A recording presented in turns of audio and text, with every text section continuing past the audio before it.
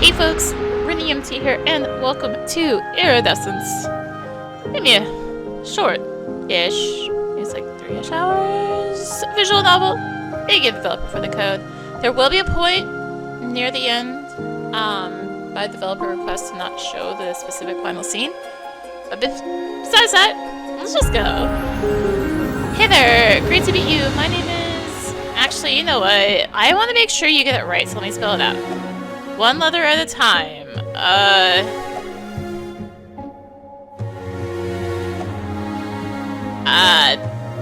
Do I just do Aria? Or do I do... Rennie would be kind of weird. We'll do Aria, sure. That's right, Aria here. And most people consider me a... girl. Let me tell you about someone special. Sure, I've had crushes before. Until recently, I'd even tell you that I was in love with some of them, but I'm wiser now. Meeting Kira changed everything to the point where I don't recognize who I was before her.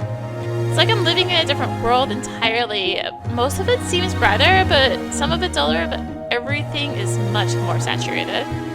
Looking back over our time together on this island, it's hard to distinguish just how much of it was genuine.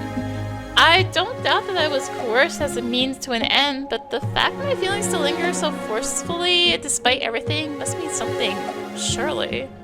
Sorry this is difficult for me. Let me explain. I felt an instant connection the very second we locked eyes. It had caught me off guard, and so it took me a little time for me to realize it, but it had been love at first sight. I had been really close to someone previously, but I hadn't allowed myself to look at other girls as anything more than friends. But that first encounter with Kira meant that I couldn't hide myself any longer, and I didn't want to. I just wanted her. But that went beyond the physical attraction. So often we ended up passionately debating until the sun went down. Even when our views were opposed, I felt only warmth from her. It didn't matter what we did, whether we ended up laughing until we cried or just sat quietly and watched the world go by. Every moment we had felt precious. We were the only people in the world when we were together, and it was addictive. I'm not proud to admit it, but I spent the majority of the time we weren't together, just longing to see her. Even then, I think deep down, I knew it was too good to be true. Knowing the intensity of my feelings for Kira, you may not be surprised to hear that I passed out the first time we kissed. Sure, initially my heart raced to the point where I was worried I could be having a heart attack, but that wasn't why I lost consciousness. In fact, it was the opposite. I felt my heart rate rapidly slow as she kissed me. It got slower and slower until eventually my consciousness began to ebb away. The piercing green of her eyes slowly seeped from her irises as my life... What? Piercing green of her eyes slowly seeped from her irises as my life force was drained from me and stolen by her. I wanted to move, to pull away, but I couldn't. I was trapped. At this point, I suspect you're wondering how I'm here telling you all this. Well, despite Kira having previously ripped the souls from countless victims, this time was different. She hesitated just a moment before the last of my life left me and pulled away. Once my heart rate had stabilized and I woke, Kira explained everything. Kira was an embodiment of the sea, the daughter of deities. She had made a pact which allowed her to take human form, but to maintain it, she owed a payment. One human soul every lunar cycle. I know, it's a lot to wrap your head around. Don't worry, I don't expect you to believe me. There are times when I doubt it myself. But both the warmth and darkness of her eyes are seared into my mind. Please don't misunderstand me. I may be a victim, but so is she. To understand this though, firstly you need to truly understand that Kira was never human, or would she want to be. I say truly because you need to detach from everything you know. All that you have experienced since first opening your eyes. As she saw the world through an entirely different lens, one we could never fully understand. Kira has lived countless years in the depths of the ocean, a world we still know very little about, let alone how our actions impact it. As far as I'm concerned, Kira had good reason to despise our world, and she did. Well, at least until she met me. I know, I cringe saying it, but in fairness, they're her words, not mine. Kira said that when she made a deal to walk on land, she had never once contemplated not being able to fulfill her end of the contract. That she would ever have an issue killing a human. But Because of me, Kira was unable to pay the debt of her pact, and so, still led by the light of the full moon, her body was mercilessly ripped from her. And with that, my heart too shattered into 1,000 pieces. After that day, things were a blur, as if I was constantly squinting, but something happened that forced me to open my eyes wide. Little did I know that the time I spent with Kira on this mysterious island had been, in fact, just a prelude. Having fought through more than my fair share of hardships from a young age, I already had a tried and testing coping mechanism firmly in place. There's no grand secret behind it. It's quite simple, really. Numbness. I merely avoid processing difficult situations altogether, not allowing any emotion to surface. I figured I'd just unbottle and work through it all later in life, once things had stabilized. My time with Kira had heightened my emotions to a level I hadn't thought possible, which made my strategy harder to execute this time. Losing Kira was like the first time a baby experiences pain. It had a profound freshness. I was angry at myself for letting my guard slip. I knew better. I didn't break routine. I went to school the very next day, confident that no one would notice anything out of the ordinary with me. What I wasn't prepared for is that even as the days passed, not one person asked about Kira. Her desk just sat empty, seemingly content with its fate. The main way I dealt with the pain was through distraction, and luckily Kira had left a lot to distract me with. Reality had most definitely been turned on its head. As summer approached, I found myself taking walks along the coast after school, willing the cool sea breeze to travel through my ears and clear my mind. I should have known that it wouldn't be the wind, but the sea that would hear my silent pleading. It's ironic, really. This next chapter started much in the same way as the first. I walked, transfixed by the lapping waves, wondering how much they truly concealed as I used the wetness under my feet to navigate the tide line. If I'm being totally honest, what I was really wondering was if Kira was down there somewhere, at least in some capacity. It had been her world, her life, for countless years. She had pulled her soul into guiding its fate and helping it overcome adversity time and time again. Surely could return the favor. I gripped her bracelet, which I wore on my wrist, as the sharp shells dug into me. They relieved just a little of the pain. Fortunately, this was one of many unhealthy coping mechanisms I'd unconsciously integrated into my daily life. The pain was quickly replaced with anger, as it so often was, more at myself than her. I ripped off the bracelet, the chain snapping as I did so. I clenched it tightly in my fist, seeking the pain to return, to force away the moisture I could feel welling in my eyes. With a primal cry, I hurled it far into the sea, the shells escaping the chain one by one as it flew towards the setting sun. I was exhausted and the water in my eyes blurred my vision, but it looked like fleeting clouds of vapor burst from the point from where each shell hit the water. I quickly rubbed my eyes, but by the time my vision sharpened, any signs of the bracelet having ever existed were gone. As I clenched my fists, I felt my knees weaken. I fought the urge to fall to the warm sand and instead gulped down how I was feeling, closing my eyes and counting backwards from 5 as I did so. When I reopened them, I saw a girl standing contemplatively on the rolling tide, the water rippling around her feet. I gulped again as I rapidly tried to blink away the specter, but with no luck. Despite her wavering opacity, her piercing pale green eyes glowed intensely in the low light. For a second, it was as if Kira had returned until I registered that they also held a childlike innocence. It wasn't her eyes alone that struck a chord with me. She was also wearing our school uniform. But how could that be possible? The school was small. I would have noticed her. She was striking. Her pale complexion and fiery red hair almost made it seem like she was in command of the setting sun. It was more than just her appearance, though. She exuded a powerful aura, one I now recognize as beyond human. I had no time to dissect this, though, as her tone held urgency. Arya? I didn't need to respond. My reaction was answer enough. Our time is brief, so you'll have to excuse this lack of pleasantries. My name is Melody, and like Kira, I am also of the sea. Unconsciously, my eyes widened at the mention of her name. You, Arya, are an anomaly. I have a feeling you already know this. Her eyes narrowed. The choices you and Kira made have had a catastrophic effect. As it often did in moments like this, my sense of self dispersed. It was as if I was being told a fairy tale. As she spoke my name, it seemed unrecognizable. Still, I made sure I absorbed every word she said. I come on behalf of my sisters to tell you that it is imperative that you set things right before it's too late. Arya, you have access to a world we don't, and so I implore you, hear our plea. Melody reached into her pocket and held something in the palm of her hand. She was too far away for me to make it out. Here! Melody said, blowing onto her palm. I felt an icy breeze hit me as the spectral object was carried towards me, swaying ever so slightly. I raised my arm and barely felt it hit my open hand, but I instinctively closed my fingers around it all the same. I opened my fist to find the shimmering iridescent feather, which, like Melody, wavered in opacity as if between two worlds. Study it carefully, as you're the only one who can do this. I looked up at her blankly. The sea is without a guardian. There is another, but she is lost. This feather is hers. Melody gave me a doubtless smile as she and the feather faded away. I used the remaining precious few seconds to etch its image into my mind. Arya! Her voice was faint, and she was gone before she could even really start her sentence.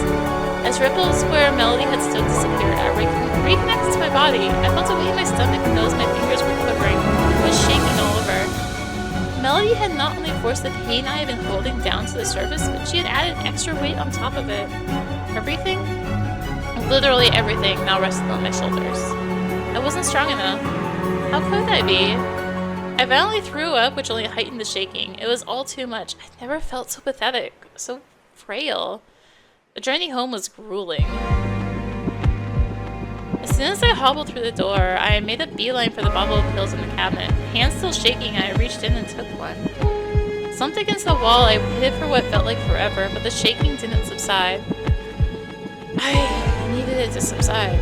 For a split second, a longing I thought I'd trained away came creeping up. I wished more than anything that I had someone to look after me. I took another pill, and another. Closed my eyes tight and waited again. Nothing. I picked up a fourth pill, panting heavily and sweating profusely. As I reached towards my mouth, the combination of my clamminess and violent shaking sent the pill flying out of my hand and across the floor. Without making a sound, tears began streaming down my face. I pulled myself onto the bed as my body writhed. I gave up trying to resist and I let the pain take control until eventually it took all I had to give. I was grateful when I felt my consciousness ebb away. A stabbing pain in my stomach woke me early the next morning, which didn't surprise me. My head was spinning as I ran to the bathroom and violently threw up. As my stomach had been empty, it was painful, but I was just grateful I hadn't taken more pills. Although sore, I felt better as I sipped some water and nibbled on a bit of stale bread.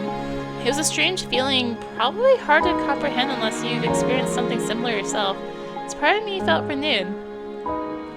It felt as if I had needed that intensity to fill the few remaining blank areas of my slate with scribbles, leaving me with no choice but to wipe it clean and start afresh.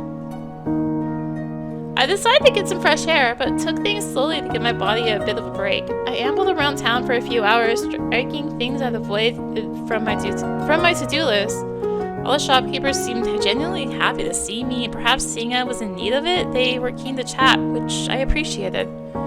None of them mentioned Kira, even though I had always been with her, which was odd, but at the same time, I was becoming more comfortable with seeing them as an individual.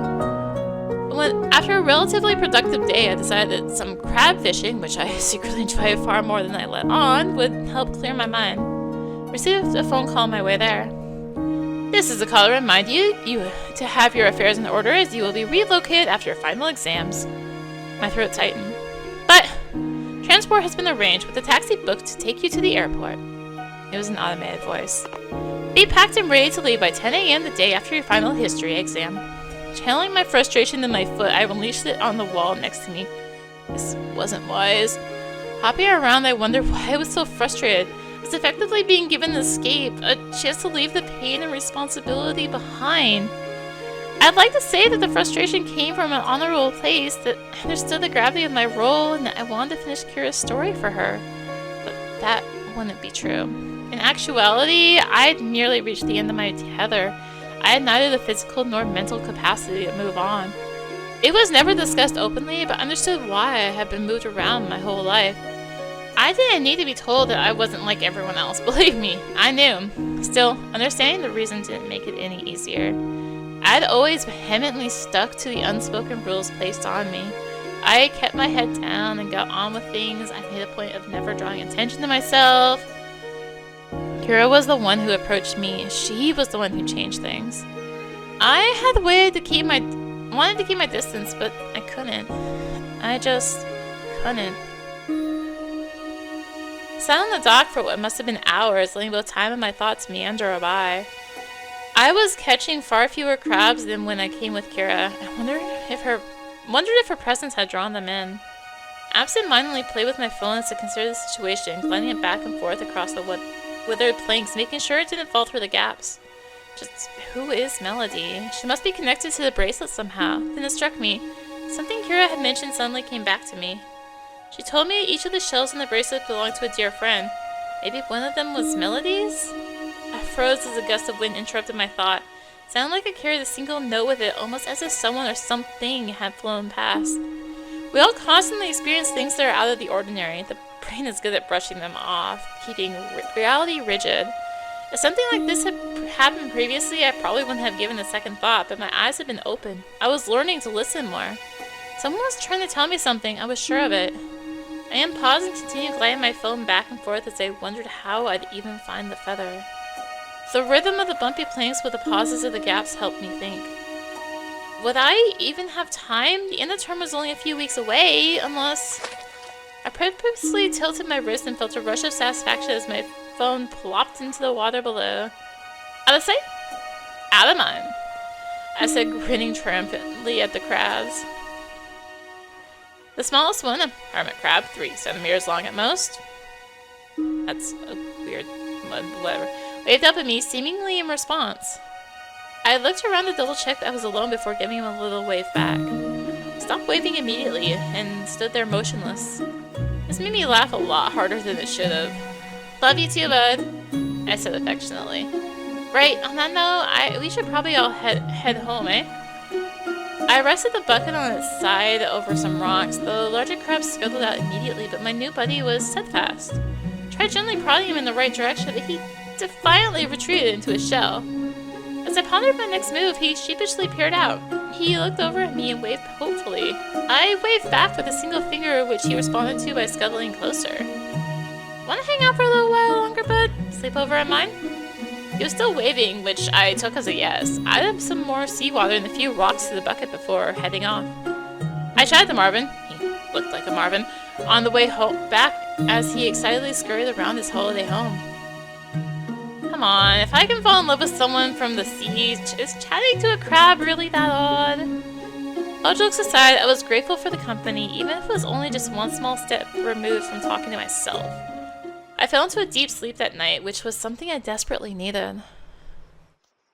I fell into peace when I woke up. Warmth emanated from the window. I buried my head under the duvet to try and delay my transition into the waking world. Let my eyes acclimatize to the filtered light before poking my head out to check the time. 10:23? It's for almost 12 hours. Result. What?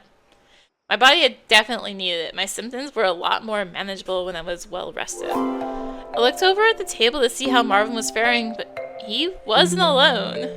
I quickly darted my head back under the covers and heard the giggling of a little girl. Was I still dreaming?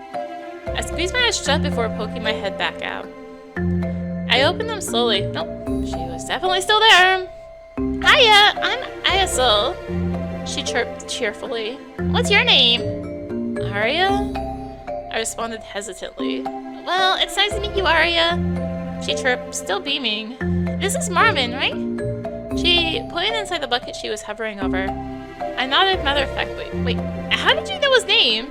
He says he likes his name in the bucket, but that you're a bit of a downer. He also says he's hungry. Oi!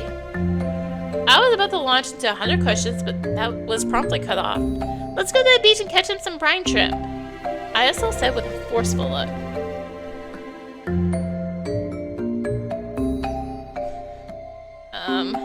I've got some questions for you first. Her expression didn't change. We can talk on the way! Went to the bathroom, splashed some water on my face, and absent-mindedly threw on a t-shirt and a pair of shorts. I also looked up from the bucket and smiled as I re-emerged. Ready? She asked, holding out her hand. I couldn't help but return her smile as I took it. It's always a bit weird when a visual novel is, like, written like a novel with a he said, I said, she said. Oh, it's It's just something weird to me.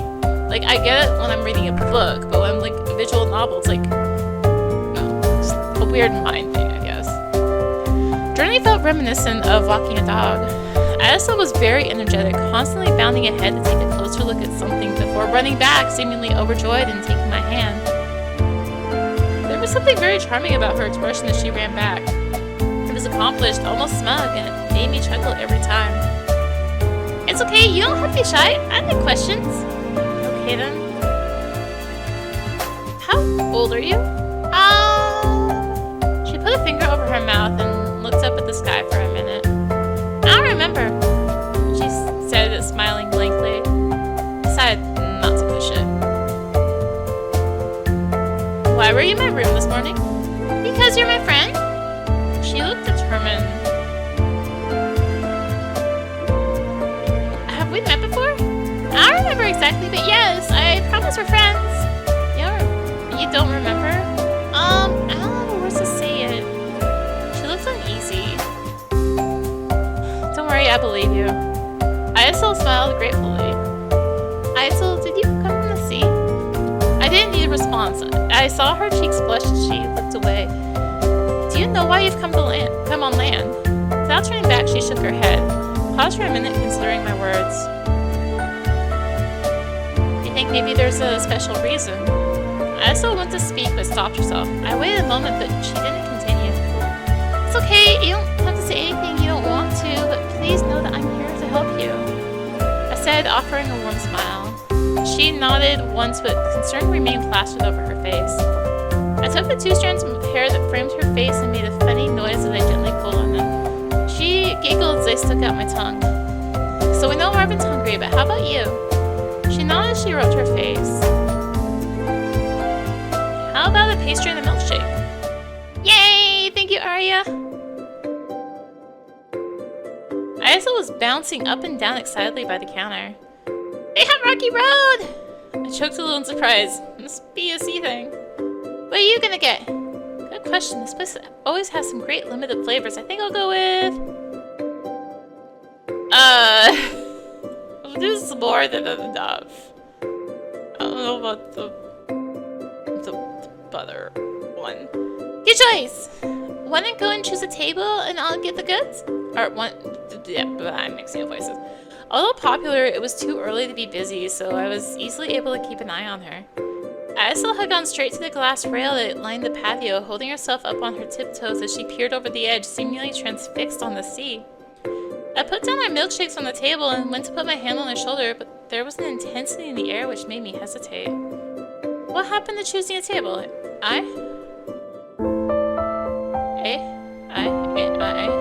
She turned around sharply, her eyes glazed. Isel? The seeds! She whispered, barely audible. Color returned to her face as she watched my expression blankly. Her expression shifted to embarrassment once she realized what had happened. I mean, can we drink them on our way to the sea, please? She stuttered, the cheeks flushed. Isel.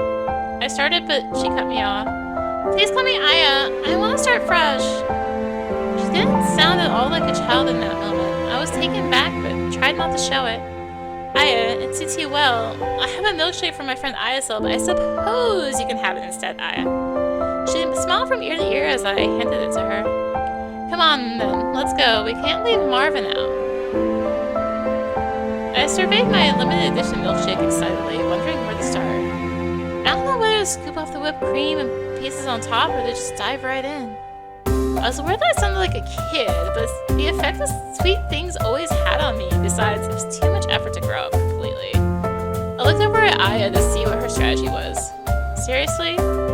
I was just in time to watch her slurp up the last few drops. She looked at the empty cup and beamed. That was really yummy! Thank you, Arya! Thirsty, were you? A little. She said unironically. Can I please try some of yours? Of course you can.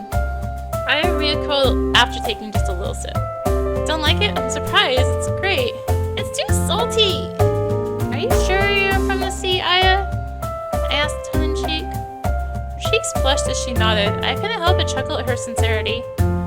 Not was the old me, though. I'm a land girl now. She said with determination. Her unwavering expression left me with only one response. Of course you are. I offered up a reassuring smile, unsure whether it effectively masked my apprehension. Maybe it was due to my own fragility, but I had an overwhelming urge to protect her, to keep her safe. Don't get me wrong, I understood how odd the situation was, but I never lost awareness of that. But the warmth I felt for her didn't feel out of place. I suppose part of me instinctively knew how important she was. Not necessarily towards Akira or ability, but to my own story. I helped Aya scale the somewhat dubious path down from the cliff top to the beach. As soon as we reached the bottom, she ran straight for the tide and jumped up and down in the wet sand, giggling. What happened to catching a brine shrimp? I inquired, trying to shield myself from her frantic splashing. Can we play for a bit first, please? With my hands on my hips. What? We haven't come to the beach for fun, young lady. We have a very serious task to complete. I teased. What? She couldn't think of a solid argument. Fine, but only for a bit. I said in a vague, defeated tone. A bit ended up being the majority of the day. I taught Aya how to play chicken with the waves, and we hunted for shells in the sand. We also dug a hole in the beach and made a path to it from the sea so that it filled up with water as the tide came in. After sitting proudly in their makeshift pool for a while, we decided to go for a walk to dry off. There was a strong breeze, which was a great accompaniment to the beaming sun. After a short distance, dark rocks began to poke out of the sand, gradually driving away the golden grains until they dominated the shoreline. It was a stunted victory, though, as they looked easy enough to clamber over. I asked Aya if she needed a hand all the same. She looked scared. What's up? Can I go around, please? You'll get wet. She cut me off. Almond! There could be rock pools up there, though. I said enticingly. I don't like rock pools. Still taken aback. Kid doesn't like rock pools. Convinced she'd have fun if she gave it a go. I tried talking her into it. If we're lucky, there may even be some little critters to look at. I looked like she was on the brink of tears in the penny drop. Despite everything, I wasn't used to looking at the world from anything but a human perspective. I'm really sorry, Aya. I'll try and be more thoughtful. I'm not mad. Her voice was shaking a little. I'm sad. Aya sniffed, rapidly losing her composure. They must be so scared, trapped all alone, away from their families. They're just like me. She burst into tears as I knelt down. She tightly gripped the sides of my shirt and sobbed into my chest. It's okay to cry. You'll feel better afterwards. Let it all out. I'm not going anywhere. Her grip loosened, and I held her at arm's length in front of me. She was still sniffling as she rubbed her arm over her eyes. Thank you, Arya. You have nothing to worry about, I promise. I wiped the water off her cheeks with my thumb. There's somewhere near here I'd like to take you. Somewhere magical I think will help, but it's got a very strict rule which you have to follow. The sniveling stopped as curiosity took over. What is it? It's very serious. We can only get there if we smile, I said, poking my tongue out. I giggled and sniffed one last time. Right, hop on, sailor, I said, patting my shoulders. It's not much further. You can be our lookout. As I waded through the water and around the rocks, I tasked Aya to make a telescope with her hands and look out for pirates. Captain, I see seagulls ahead! Oh no, one's landing on us! And with that, Aya batted her hands around, pretending to ward off an aggressive seagull, as zigzagged erratically up and down the beach, trying to help shake him off. Almost there now, I said, panting a little as we reached the end of the beach.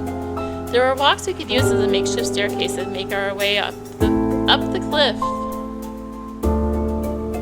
Tell Aya to make sure she's holding on tight.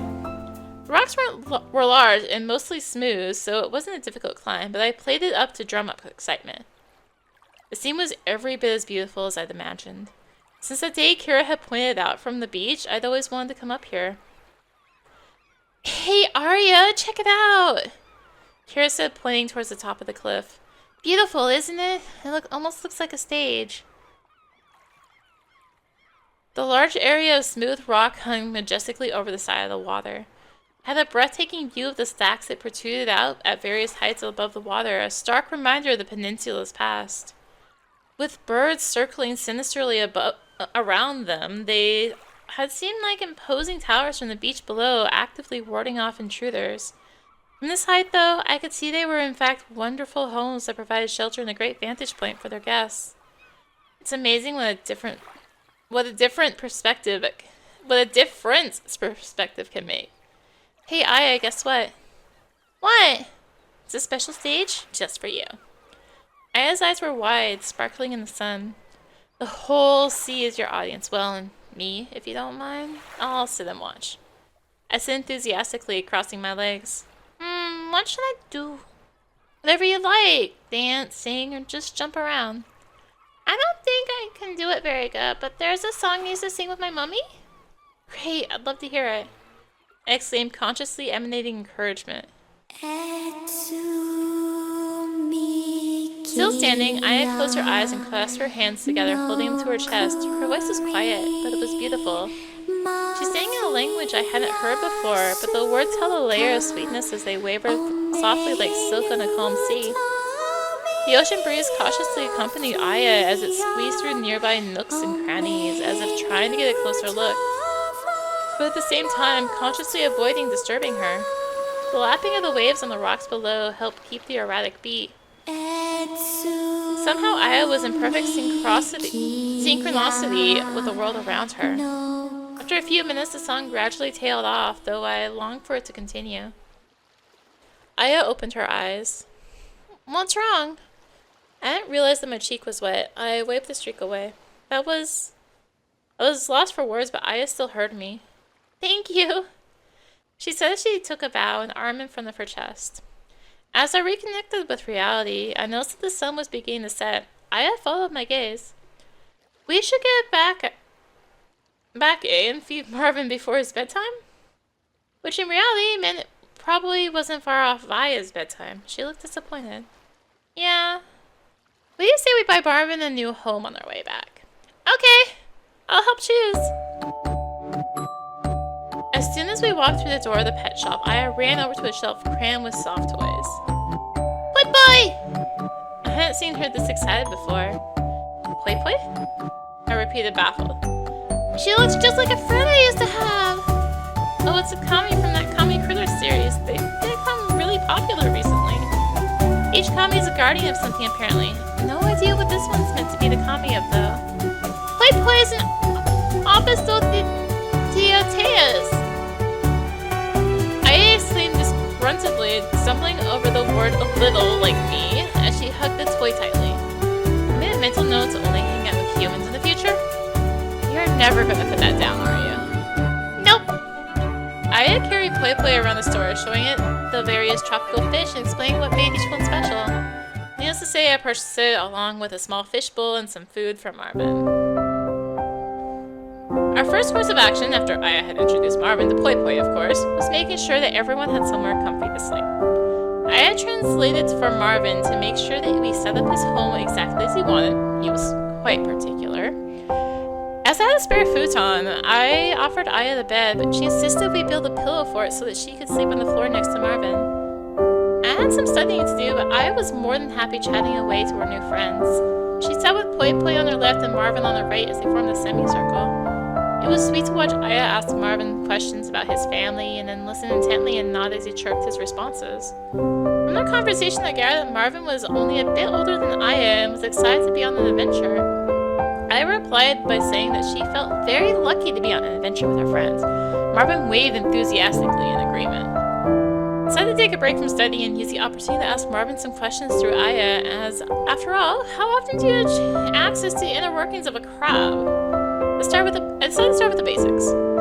So, what's it like being a crab buddy? Marvin responded with a few low-pitched chirps and Aya laughed. He says... Sir... Nope. Oh. He says it's fine. Okay.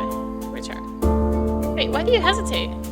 Marvin chirped some more, and again, Aya laughed. I can't really translate it. Well, that makes sense. I furrowed a brow. Hold on, let me think. Marvin chirped again. Aya! Something like, it's the brine, everything is fine! So things because I was cut off by enthused chirping. Marvin says that he was always told to avoid humans to stay in the sea. He would still scuttle further up the beach than he was allowed so he could see for himself. One time he got captured by a girl and was really scared, but she ended up being very nice and they played together for ages. After then, Marvin had always wanted to see more of her world. Marvin chirped again. He said to say thank you. I was a little choked up by his sincerity. I didn't know what to say, so I went over and lightly stroked his head with my little finger. He squirmed in response. Right, back to studying. Don't stay up too late, you two. 3! Aya said, scooping Poi Poi up. I think Poi Poi is already asleep. I held Poi Poi in front of her, studying her eyes. Oh yeah! It wasn't long before the room was quiet again. I had fallen asleep with a big smile on her face, and seeing the motley crew snuggled together on the floor filled me with warmth. I slept well that night. When I sleepily looked over at my alarm clock, I noticed that the date was flashing. That only happened when I had something in my calendar. Wednesday, of course! I signed up to go on a school trip. Ugh, I groaned. I normally dodge that kind of thing, but Kira convinced me to sign up for it. So it was important that she went, but didn't want to go alone, that she needed me. Morning, sleepyhead! Heard from the other side of the room. I had been looking out the window, perhaps watching the sea. Why had you grown? I forgot I had a school trip booked for today. I need to call up and get out of it. I love school trips! Can I come? Is it gonna be fun? I'm not sure, to be honest. Kira kind of dragged me into it. And it's a tiny islet just off the coast. The only thing there is a ruin of an ancient temple. It's a bit of a miracle of nature. The sea should have eroded the islet away, but somehow it's still standing. I trailed off as the cogs turned in my head. Aya abruptly snapped me back into the moment. Who's Kira? My chest tightened. I didn't know how to answer. An old friend. Her expression changed and she suddenly seemed years older. Sounds important. Oh yeah? I think I know the place. It's the one with the pillars on it, isn't it? Yeah, it sounds about right. She had a look of concern mixed with desperation. She went to speak but stopped herself. Would you like to come with me? I don't think I should. It's not a problem. I can just tell my teacher that you're my younger sister and I promised our parents I'd look after you while they're away. Besides, if I just show up with you, there's nothing she can do. I folded my arms defiantly and puffed out my chest, which made her chuckle. Thanks, Arya, but it's not that. Daddy always told me to stay away from there. I hesitated for a second, but decided to continue. He said it's a very sad place, and I'd understand when I was older. I see. I said, not really understanding at all. You're older though, so it's okay for you to go. I think you could help us. I can go, but I'd be worried about you being here by yourself. I'm not alone. We'll all look after each other. I looked lovingly at Poi Poi and pointed in the direction of Marvin, who waved in response. We'll be good, I promise. Okay. Only if you're 110% sure, though. I got my satchel from the side and handed it to me. I'm sure. Okay then, standard rules apply, please. Best behavior, no leaving the house. Said, shooting with Aya and Marvin a serious look. There's sandwiches, cake, and strawberry milk in the fridge when you get hungry. I'll be back for dinner, but if you need any help with anything, knock on Mrs. Alambro's door just opposite. She's very nice. If you want me to come back early, she can contact my teacher, who will let me know. I said slowly, backing towards the door, on the fence about whether or not I'd actually leave. If you change your mind, I won't be angry. Aye aye, Captain, she said with a salute. With a slight trepidation, I slung my satchel over my shoulder, ruffled Aya's hair, and gave the room a final once-over before shutting the door behind me. I stood slumped over the edge of the rail, watching the wake from the boat disrupt the calm. Sparks of light danced euphorically on the surface, seemingly oblivious to the disturbance. Despite being an uncomfortable hot day, the cold water didn't look as inviting as it once had. Instead, I felt a knot form in the pit of my stomach.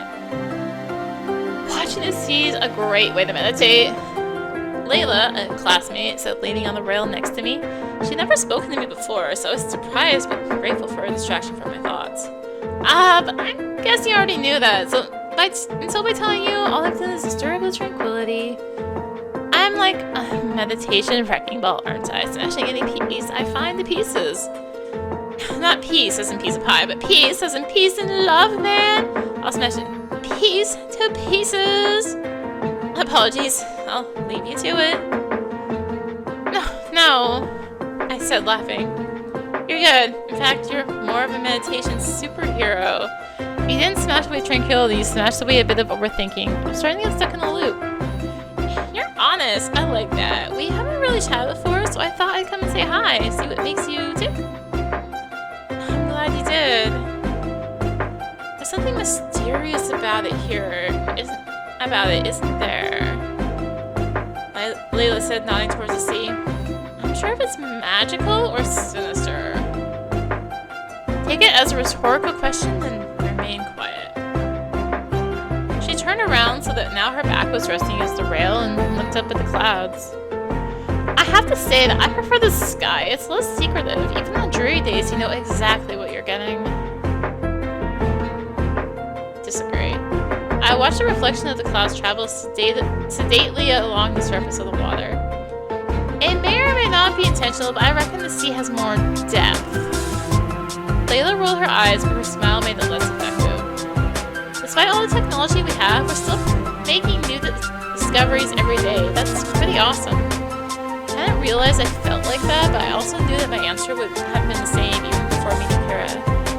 I assumed you would be a deep thinker, and I wasn't wrong. It's nice to have a bit of a break from the stale classroom banter, but alas, the ruins are calling. What do you think?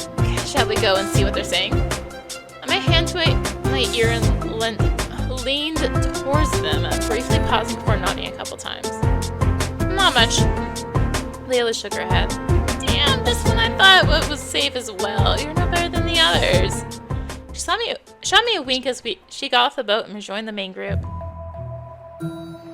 I knew the islet would be small, but it really was tiny.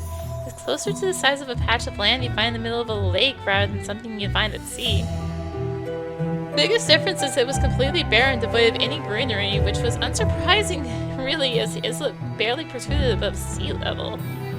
All this only served to heighten the grandeur of the marble columns that defiantly fought time. Even though the stone was worn, they still glistened ever so slightly when caught by the sun. The base of each column housed an army of barnacles that ferociously clung onto their home. They were layered on top of each other too, which was unusual, almost as if they didn't want to risk leaving any patch of stone exposed to the sea. We stood silently, taking in our surroundings as Miss Gillick waved around the remains. She studied them intently like the face of an old friend she hadn't seen in a while. As was typical, Tom pierced the silence. Miss, I don't remember ever seeing barnacles back home. Why are there so many here? Tom was right. They weren't just on the pillars. They were also scattered in patches across the floor. I'd never seen anything like it either. Good question. They're actually one of the things that makes this islet so special. She said as she lightly ran her fingers over them. As far as we know, this islet averages the highest number of barnacles per square foot of any equivalent landmass in the world. As such, this islet has been used to monitor the sea level by oceanologists for centuries now. When there was doubt, these little critters actually helped prove that the sea level was in fact rising thanks to how long ago the first measurements were taken. She moved her hands to the barnacles at the top, which were lighter in color. I'm sure even these little guys weren't here the last time I visited. She went on to explain that despite the barnacles drastically slowing down their erosion, geologists have spent decades trying to work out how the pillars were still standing. In her typical fashion, she linked the unique phenomenon to the mythology of the site. She didn't try to hide her growing excitement. Although Miss Gillick could be stern, unfairly so at times, it hadn't taken me long to warm to her. Her passion and enthusiasm were contagious, and she had an innate ability to make even mundane topics seem exciting. I also appreciated how she never seemed concerned with deviating from the curriculum, often wandering off on tangents to encourage us to think outside the box. There's no written source we know of that gives indication of when or how this myth began. Instead, it's a story that's been passed down simply through word of mouth from generation to generation by the inhabitants of the surrounding islands. You can see from the placement of the pillars that this used to be a site of a fairly typical temple, well, apart from one big anomaly. Come, take a closer look. She ushered us to join her around a small pool of water that sat in the middle of the islet. Which just shows that this little pool of water used to be a lot larger, perhaps even spanning the entire floor. More interesting still is the center. Does anyone know why it's dark blue when the water is significantly lighter than the see the sea every day. Why does the water appear darker the further it is from the shore? Layla answered, because it gets deeper. Miss Gillick waited, holding Layla's gaze. Which means that more of the sun's rays are absorbed and less light is reflected back. Exactly, so this shows us that the pool would have been sloped, leading to a hole in the very middle. I've already been fixated on the rich blue of the middle of the pool since walking over it, but now it became almost like a trance as I tried to see through it, down to the sea below. So we have a temple as place of spiritual significance that primarily has a pool with a hole to the depths of the ocean in the middle. It said that this temple acted as a link between the worlds of the land and sea, the meeting place of Gaia and Poseidon. She said the words that felt as if I was struck by a bolt of lightning. I immediately lost consciousness. I was harshly awoken by a sharp pain in my back. I was wet too. Was it blood? To reach for my back, I realized I was in shallow water. I felt my eyes roll as I rapidly blinked, trying to reconnect with reality. There were gas all around me. What was happening? The moonlight was bright, but it was obscured. I was in a building with no walls, but there were pillars, and beyond the pillars, the sea spreading out into blackness in all directions. I was in the temple Miss Gillick had described, but how? Was I dreaming? And I died? There are people here too, wearing colorful tunics, standing around the pillars, watching the pool. One of them reached out to me.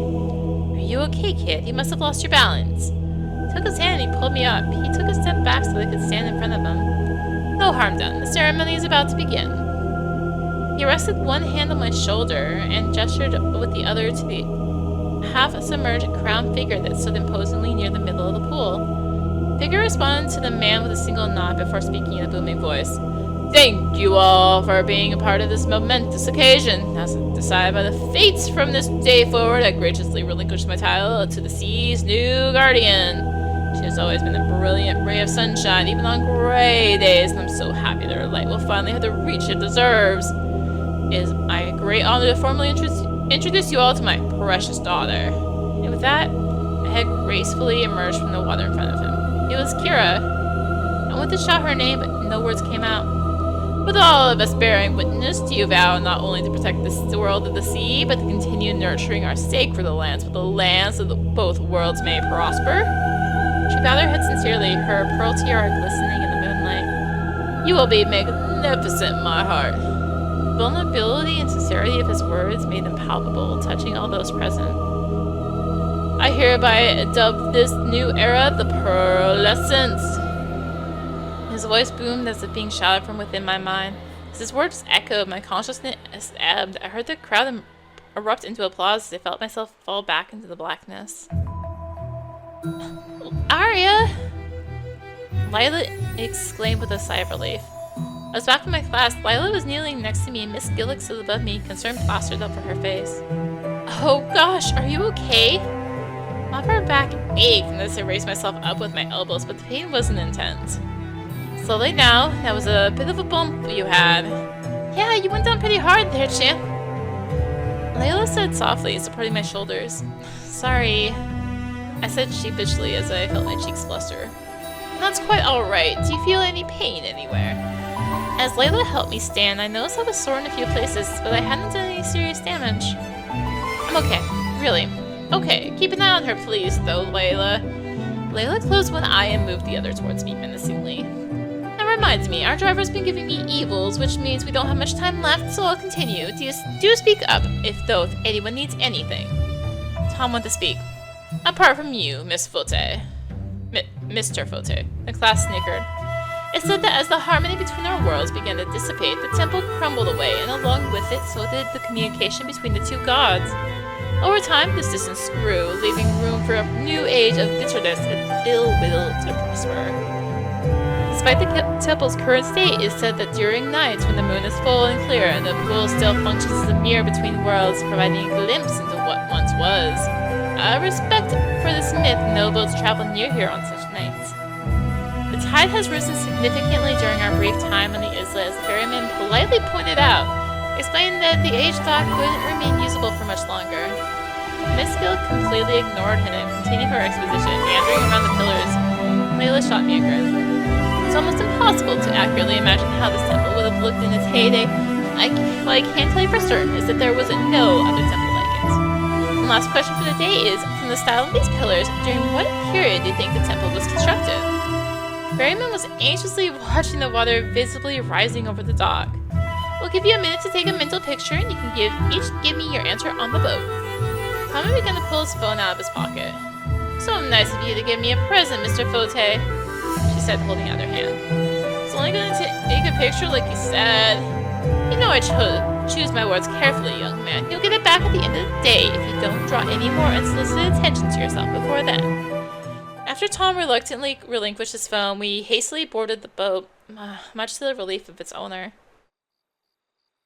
I returned from the trip not only knackered, but a bit out of it. Vision I had seen after passing out, coupled with the stress of leaving Aya alone, had worn me down. I sighed as in my haste, I'd inserted the wrong key into the keyhole. Consciously wore a smile, though, as I opened the door. Sorry, but I wasn't able to bring you back. My voice tailed off before completing the sentence. Aya? I called, trying to keep my composure. Surely she was just in the bathroom. There was no answer. Aya! I called again, no longer masking my anxiety as I frankly surveyed the small apartment. You're hiding! You need to come out! This isn't a game! I raised my hand to open the cupboard door. I could see it shaking erratically. The exhaustion and stress were causing my motor functions to start to waver. I noticed out of the corner of my eye that Marvin and Poi Poi were also missing. Maybe Aya had taken them somewhere? Damn, how could I have been stupid enough to trust a little kid with her own well-being? What was wrong with me? I gritted my teeth as I resisted the urge to hurt myself. Be stronger. Rushed to the bathroom and took a couple of pills before grabbing a jacket. The cold had started to become bitter in the evenings, and I didn't know how long I'd be out. Go to the beach. I chased the setting sun to the shore, but it beat me. As I strategically deployed, the low-lying fog settled on the waterfront, which further thickened the darkness. Even the moon seemed unwilling to assist, barely penetrating the fog. What this meant was I was only able to see a few feet away at best. Ugh! With sight ruled out, I instinctively switched to another sense. Screamed with every bone in my body. I tried to dampen the sound of my sharp breathing as I listened for the distinct cry for help, but it was only the sound of laughing waves. I clenched my fist tight, trying to prevent my gasp for air from lapsing into sobbing. Someone, anyone, I need help! I felt my knees quiver and tears start to run down my face. Until a sudden high-pitched whistling came from the rock behind me, prompting me to quickly rub the tears away. A shadowy figure, barely visible, ran through the fog and towards the cliffs. She passed me, she looked over her shoulder and gestured for me to follow her. I couldn't quite make out her face, but I could see it was full of pain. Melody! I could no longer see the figure, but I knew where she was going. She was running towards the cliff top I'd taken Aya to a few days earlier.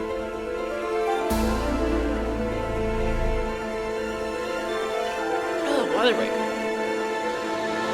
I battled my way as quickly as I could through the fog, tripping over hidden rocks on the way. As I approached the cliff face, I heard the whistling again. It was more human-like this time, more like a call. Aya! I called breathlessly. I was battered and bruised and fought my way up the cliff. As I approached the top, the whistling became more melodic until it evolved into a voice. Aya's voice. The top of the fog sat just below the stage, with everything above it crystal clear. It was as if I'd entered another world, somewhere beautiful and magical, disconnected from the weight of reality. Aya stood at the edge of the stage just as she had before, her hands clasped, only this time she was illuminated by the spotlight of the moon. She was singing the same song as before, only this time there was no hesitation. She was singing with every fiber of her being. The song still had an innate softness, but the power of her words boomed through. Almost as if it had become a lighthouse. A faint light pulsed from the top of the tallest peak. Something about the song began to shift. At the end of every other line, a distant voice harmonized with the last few words. As the harmonies became clearer, so too did their origin. A ghostly figure hovered behind Aya, her hands resting on Aya's shoulders. Was it the girl from the beach who had led me here? Melody? More lights appeared with the second voice, and as the intensity of them grew, so did the reflection on the surface of the fog below. It made me think It made the big cloud look almost solid, like a rainbow walkway to the center of the sea. The song evolved into a duet as it reached a crescendo. Their voices were so different. Voices were so different, yet at the same time, though, it was as if they were one, unable to exist without one another. The light also emanated from the spire furthest away, outshone the light that emanated from the spire furthest away outshone the others. It pulsed rhythmically, almost like a heartbeat, a piece of Aya. Their duo held an extended harmony as if putting their entire life force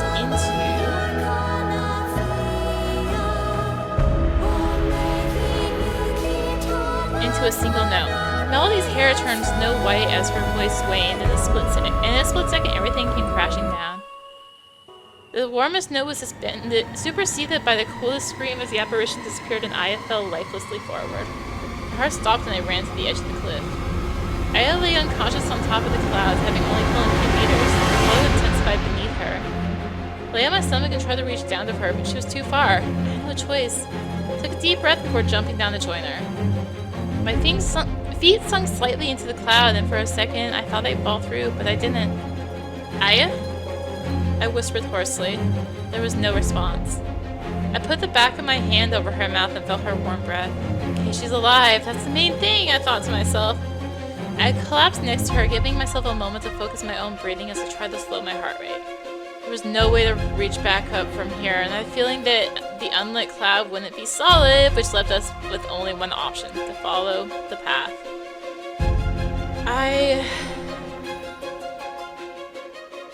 I cautiously tested my theory by walking away from Aya, leaning back and gently applying pressure to each footstep before committing. The illuminated areas weren't firm, but they still offered support. It felt a little like walking through deep snow. As expected, the further I got from the light, the further my feet sunk into the clouds. The bright light on top of the furthest spire still beat rhythmically as if it was calling out to us.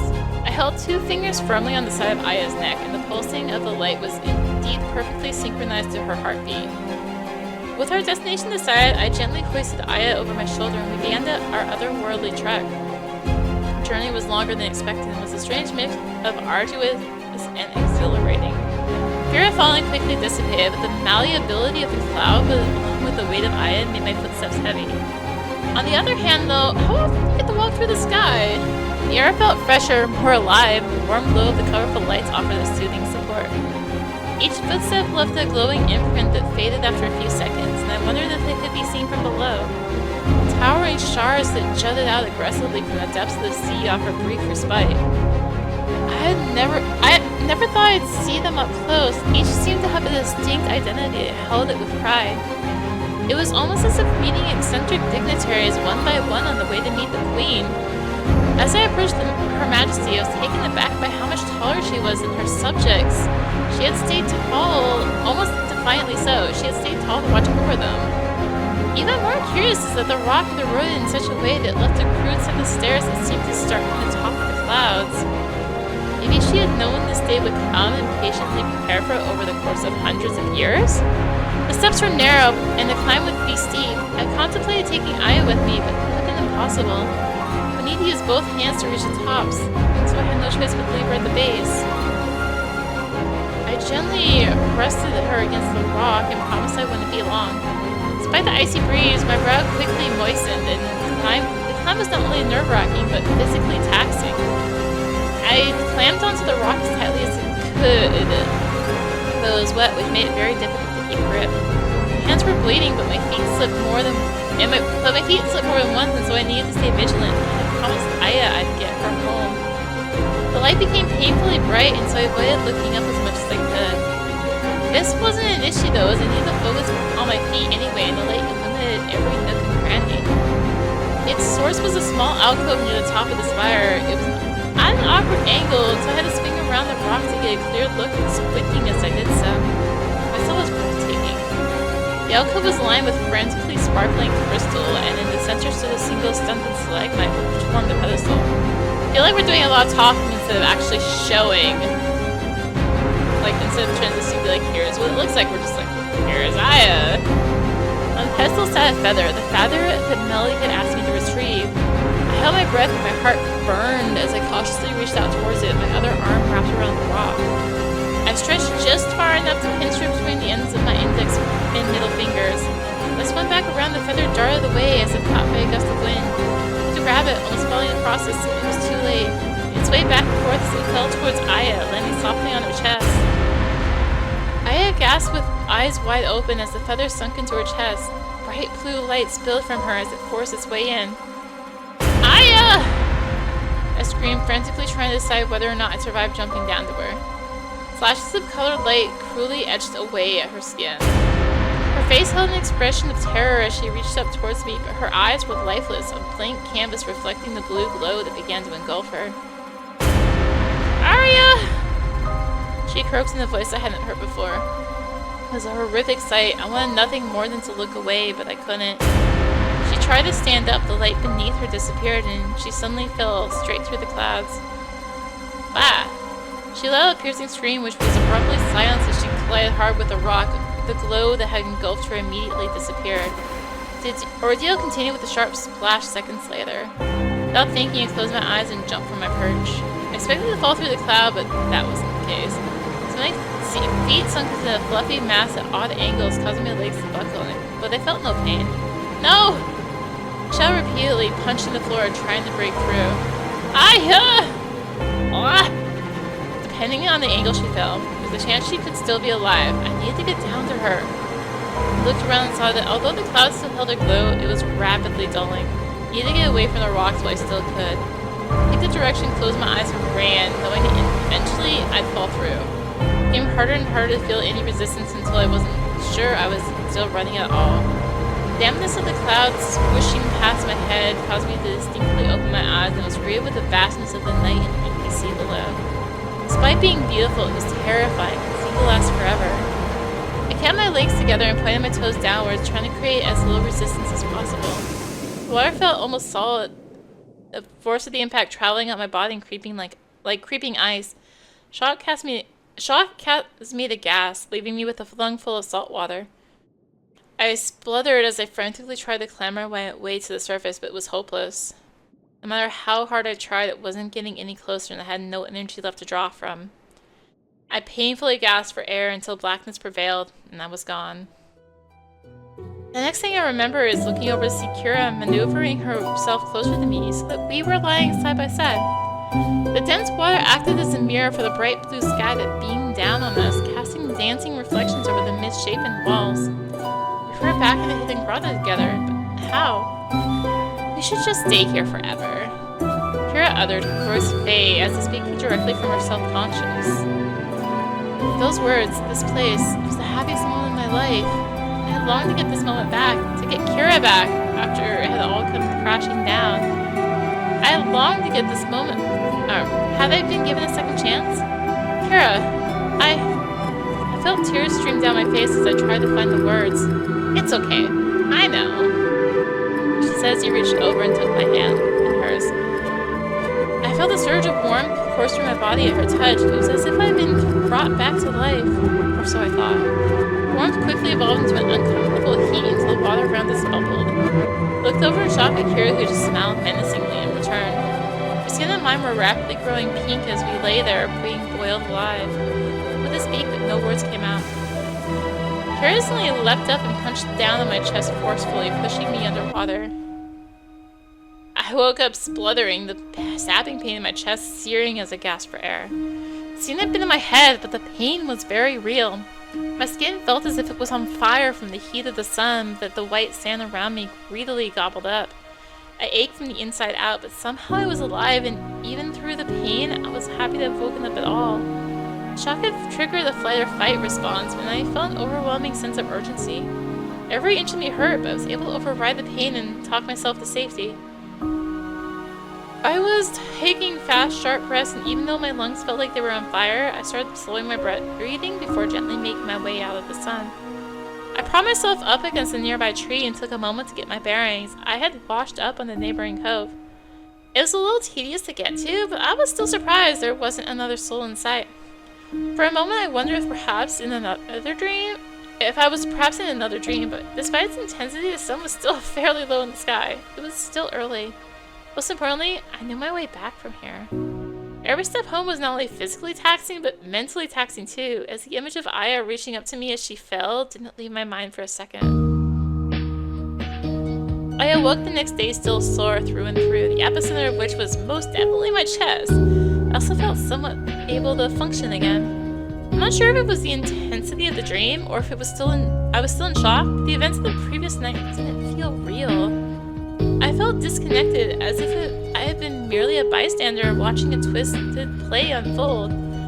I hobbled to the bathroom to grab a cool shower. I was pleased to see that I was a lot less sunburnt than I anticipated.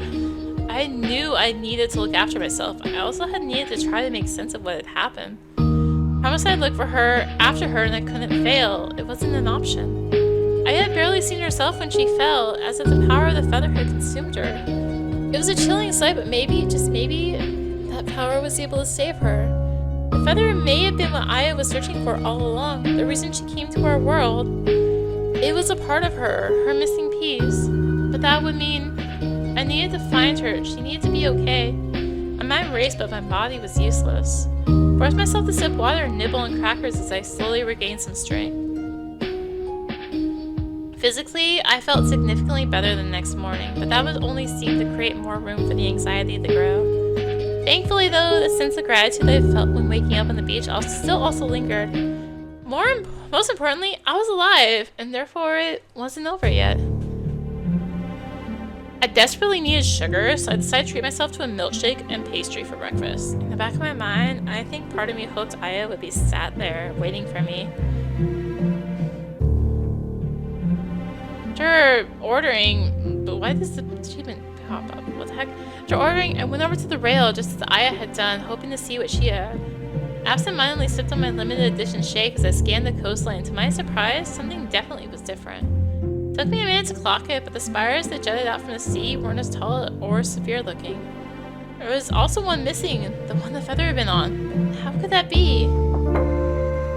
Creme brulee cheesecake shake. I knew you had good taste. Layla tapped the top of my cup with hers. What are you doing here? I was surprised to see her. She ignored my question and continued.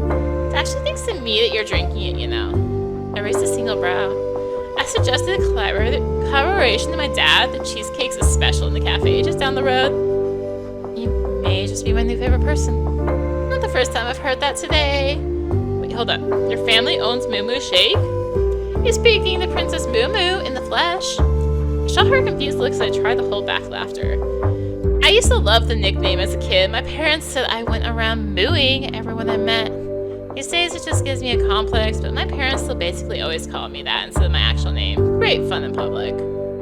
She rolled her eyes, but her fondness for her parents shone through all the same.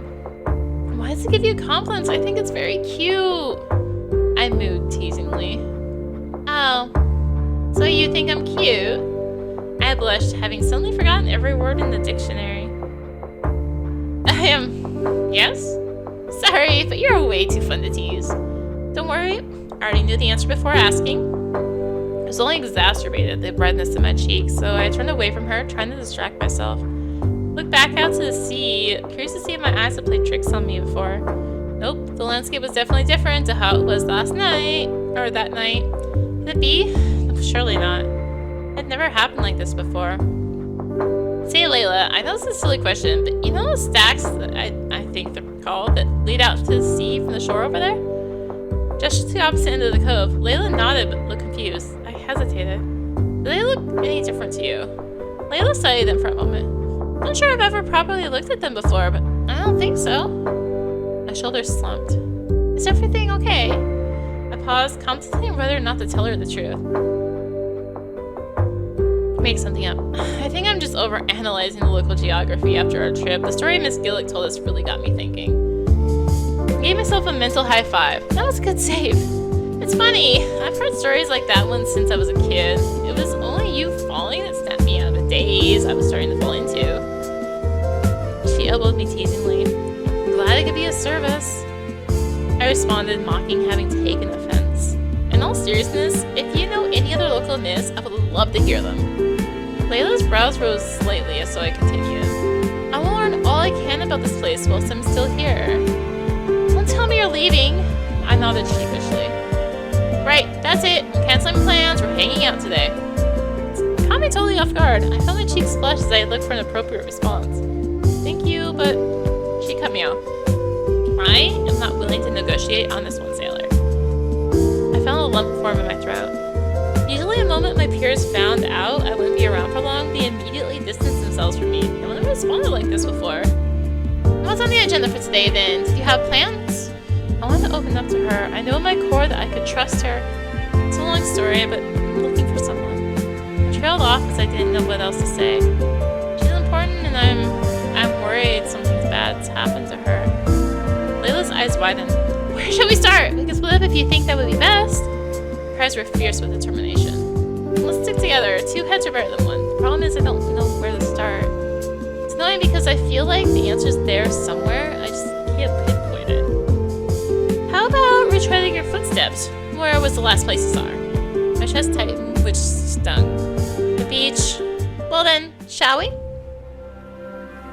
I am going to do a small voice break and then I will be back. I described to Aya as we made our way to the shore. I made a conscious effort to be as truthful as I could, but at the same time I had to keep the story within the confines of believability. I told her that I thought she could have swum out to sea, that she might have drowned. Layla stopped and put a hand on my shoulder. I didn't turn to face her.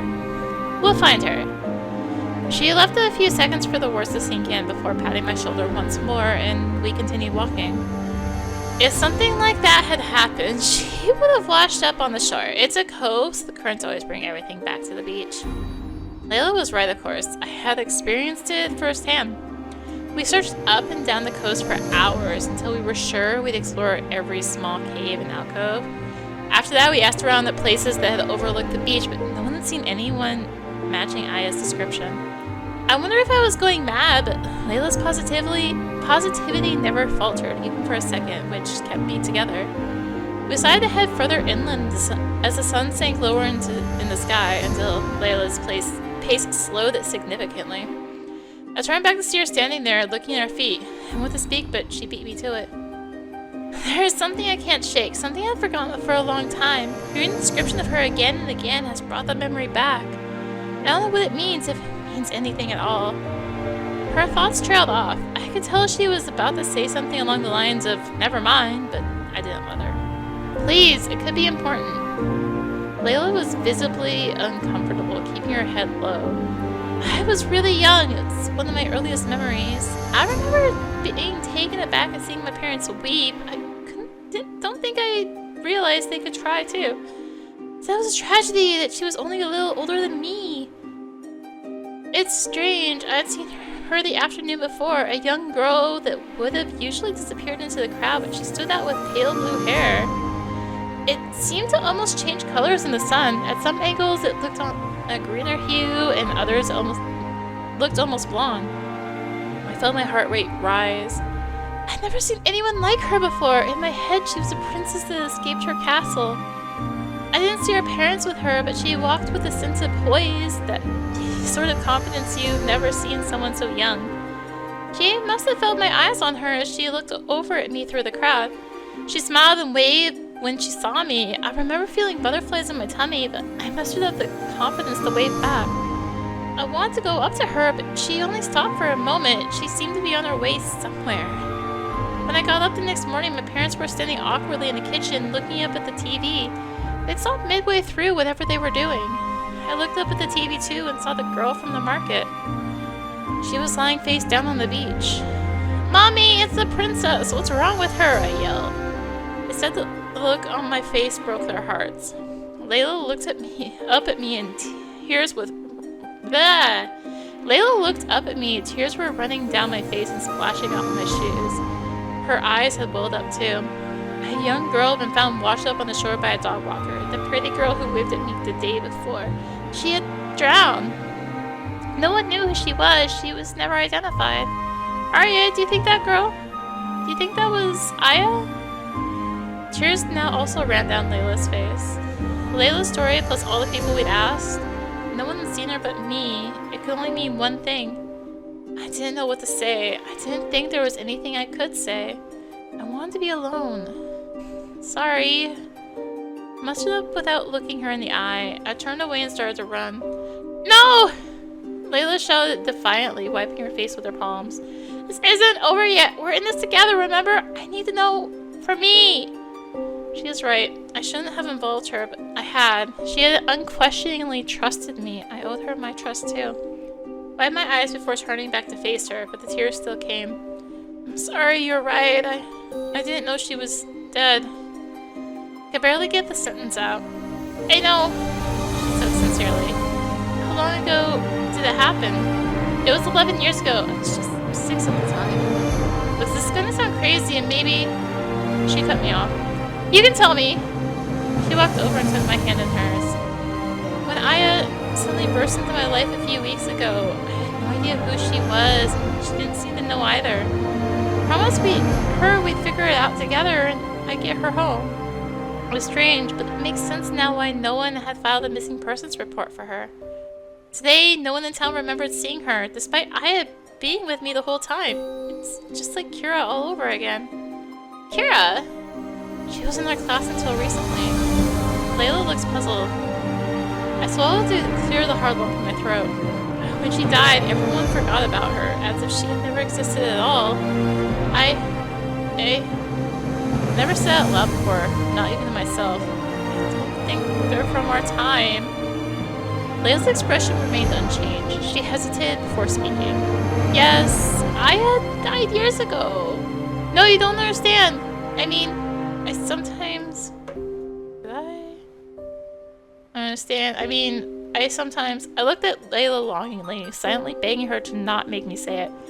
Felt like I was going to throw up. See events or people from other times. Layla remained silent for a moment before opening her mouth to speak, but she stopped herself. I wasn't sure it was true myself, but it's happened before. As time passed, I was able to convince myself the events were just dreams, or episodes as my parents called them. I don't think it's ever been this vivid or prolonged before. This island, it's triggered them to a whole nother level. Layla was studying my face. Some of the warmth had left her eyes. I could tell that she saw me differently now. I couldn't stop though. It was as if someone had demolished a dam in the water. It held back, had no choice but to flood through. For as long as I can remember, but without being directly told, I knew never to talk about it to anyone. I loathed myself whenever it happened, but I can't do that anymore. I don't have room left for any more shame. I think it affects me physically too, you know. It would explain why my symptoms have been so much worse since I've been here. Doctors don't know what it is, but medication for chronic seizures usually keeps it at bay. Layla's face softened and concern filled her eyes, which immediately made me feel guilty. I'm sorry, I've never said any of this out loud. I don't know how much I should say or if I'm even saying the right things at all. Layla giggled. It's okay, I don't know what to say either. I used to think I was crazy, and I'm still unconvinced I'm not, but multiple times I found out that the person I met had existed, someone I could have never heard of. Just like Aya. Heck. There have even been a couple times where I've seen something happen years beforehand, like when I thought my brother had died. When he came bounding into my room the next day, I screamed as I genuinely thought he was a ghost. He didn't die for real until years later, exactly as I'd seen it. It's terrible! Because I'd asked him how he was alive after a crash like that the morning after. I think my parents think I somehow willed it into existence, decided his fate for him. Maybe they don't. I honestly don't know. I know I have to relocate for my own good. I can't be found out, but they've never wanted me around. I generally don't think they like me. I mean, I think they love me, but yeah, I don't think they like me. Layla walked over to me and pulled me close to her, wholeheartedly embracing me.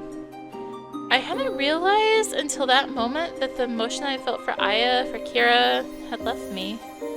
I felt nothing in that moment but guilt for making Layla upset. I'm sorry, I whispered. Hey, it's okay. We'll figure this out, she said gently. I hadn't expected this. I don't know if she believed me. Maybe it didn't matter. She was there for me, and that's all I had ever really wanted from anyone. Layla walked me home after our chat and made sure I had everything I needed before we parted ways. I was exhausted and fell asleep quickly. I awoke the next morning with a pit of anxiety in my stomach. Idiot, I said viciously to myself under my breath. Why had I told her? I barely knew her! And once I opened my laptop, one new notification. Message from Layla. Ugh! I took a deep breath before opening it. Hey! Hope you're okay. I know that was a lot. Could you please meet me this morning? I was relieved. It wasn't as bad as I had feared, but the fact she wanted to see me right away made me anxious. Of course, where and when, she replied right away. I'll grab us breakfast and Moo shake and we can go for a walk. I'll get the breakfast. It's the least I can do. No, it's fine. I know the owner. Well, if you insist, I'll make my way over in a minute. Super! I got dressed, brushed my teeth, and made my way out. It was a lovely day, not too hot. Seeing Layla wasn't uncomfortable at all. She greeted me with a warm smile and beckoned me over. Hey, what shake do you fancy?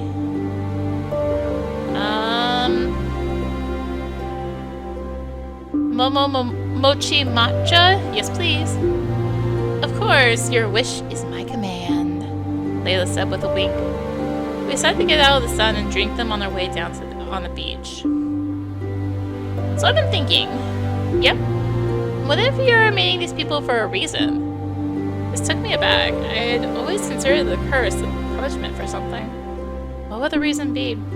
I don't know, maybe we can work it out together. Tell me more about Aya and Kira, was it? Sure, you might want to sit down now. Felt good to talk about them. Made them more real, as if they were still here. Layla took the information in her stride, and again, I wasn't sure if she believed me, but it didn't really matter. She listened, and that's what counted to me. So I was right then. Layla was looking at me intensely, but it wasn't clicking. There is something more behind all this. What do you mean? Kira, Melody, and Aya, you're inherently linked to the world under the sea. It must need someone with your gift. No, it must need you. Gift? The word threw me, but maybe Layla was right. This was bigger than me. So let's go through what we know about each of them. We don't know when it was or if it's yet to happen, but the sea lost its guardian when Kira fell in love with you. Melody came from the future to try and prevent a calamity that happened in her time. She's also linked to Aya in some way, at least through her song. Layla stopped to think. Aya was missing a piece of herself when she died. Maybe that's even how she died, looking for it. Well, now that you've found Aya's feather and she's whole again, maybe you've changed history and she's still out there. At that moment, the remnants of Aya's scream echoing as she collided with the rocks rang in my ears. I really hope so. Layla was lost in thought. You know what? I have an idea. Meet me at the dock at 8 p.m. Braced a brow in response. Trust me! I do. The dock was small, so it wasn't hard to spot Layla. She was by a small boy branded Joey. Evening, Captain. You ready, sailor? Are you sure about this? No. The sea was almost deadly still as the large, bright moon rapidly replaced the deep orange sun, and with that simple switch, our destination was clear. I had a feeling this would be her move, and it was a smart one. The stillness of the night inherently felt somber, which spurred me to try and lift the mood a little. How's old Joy holding up? Despite her age, she's still chugging along nicely, bless her. Layla patted the control panel lovingly. You know, Joy wasn't her original name. She was only rechristened last year. Oh yeah? Yeah, she was called Little Titanic beforehand, but Dad found it ominous. The islet had come into view and looked just like it had in the past from this distance. Hidden trepidation formed in my stomach.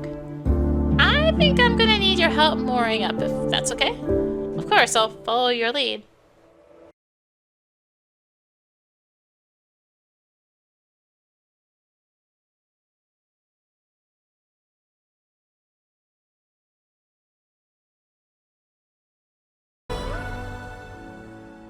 My time on the island had been grueling, subjecting me to levels of pain I hadn't thought possible, but I had gotten through it. It had also been beautiful. There was so much magic in the world, I'm grateful to have been allowed to see just some of it. Most importantly, my time with Aya, with Kira, had been pivotal Helping I had become whole again, I had also found myself, and with that, I was no longer hiding. Finally knew who I was, and for the first time in my life, I could say that I liked myself and was proud of the life I'd built. With that, my decision was easy. I stayed on the island after my exams. It meant cutting all ties to my family, but that wasn't as painful as I anticipated. In fact, it was freeing. As the months passed, by opening myself up, I truly became a part of the community. The people of the island genuinely cared and looked after one another. I felt safe and protected. I got a lot out of helping to make daily life a little easier for the older generation. They'd taken a shine to me as I was outspoken about preserving the island. Bonded for life, of course, Layla and I became closer, and as the months passed, I naturally made other great friends who were there for me in the same way. I knew there was more work to do, that the puzzle wasn't yet complete, but searching for those pieces no longer took away from the beauty that had previously eluded me. Beauty of the everyday. I don't know which final scene specifically they were like, hey, don't show these, but I guess that's the credits? I'm very confused what just happened. It was like, save my sisters!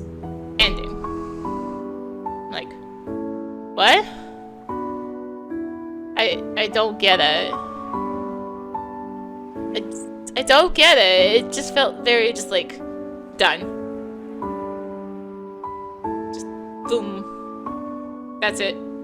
Done. And like, it just felt like something's missing. I don't know how to explain it. It just felt like something was missing. But yeah, like I said, they were like, hey, don't show the final scene. I'm like, now I play it, I'm like, what part of it? Because the scene was in, like, this Steam pictures of the same bit, the bit where she talks about what she's gonna do, where it's just literally like, oh, I'm gonna stay. Maybe it's that? I don't know.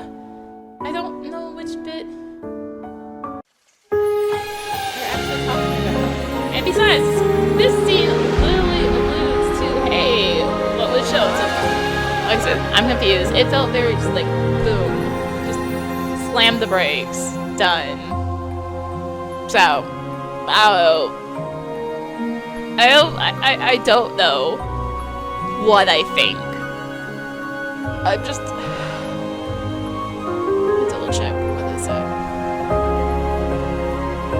Because I'm confused.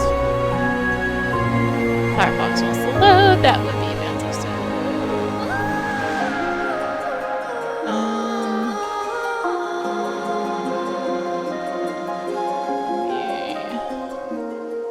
Look here.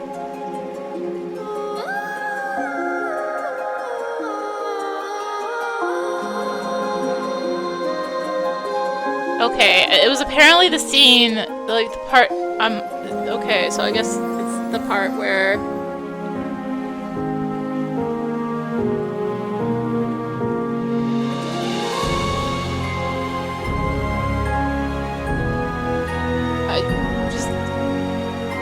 yeah, really it's like, oh, help my sisters. Yeah, so I know which part it is now. It's after the boat. I'm back on the islet. That's not supposed to be shown. I'm confused because what's in that scene is literally on the Steam page. And also, like, right here on the main screen, title screen of the game. So I'm like, what?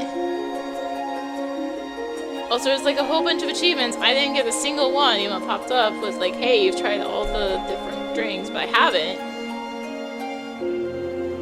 And, oh, it just feels like there's supposed to be more game, and I just didn't get to see it. I don't know. I'm confused. But I'm just rambling at this point. So, yeah, I guess I know what part will not show after all that. It just feels like something's missing. Feels like there's supposed to be more. It was like leading into something from there. It'd be like, oh, help my sisters, and instead we just end the game by being like, oh, I'm staying on the island. Okay, sure. That's what's getting me. So, I'm gonna call it good there. Thank you for watching. This is Iridescence.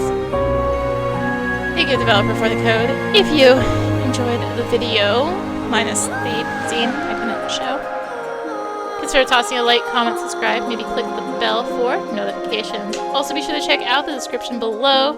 Various links, social media, Discord, come hang out, get notifications there as well.